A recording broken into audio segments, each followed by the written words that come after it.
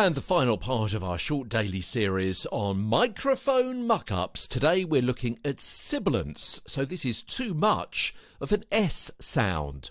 Too much? Yeah, whatever that is.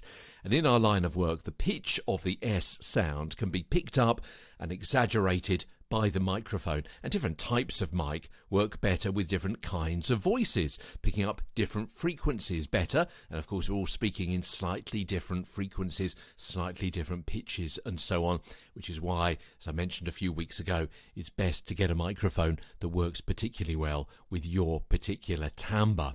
And with podcasts, they can go right into someone's ear, of course, with your strange sounding or different sounding S. We'll come to strange and different and the definition of those in a few moments' time. Now, there is some fix for the problem.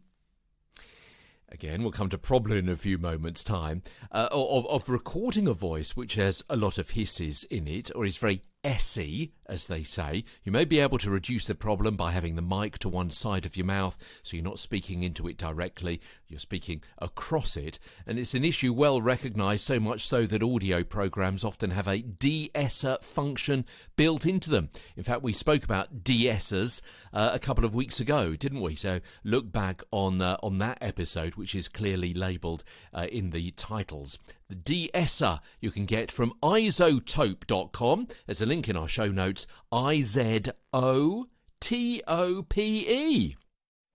Well, I mentioned what is too much of an S sound.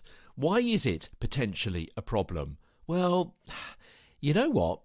It isn't necessarily a problem if you have a hissy S, if you've got sibilance in your voice, because some may reasonably say that sibilance adds character to the voice. What is too sibilant to one person is not sibilant to somebody else.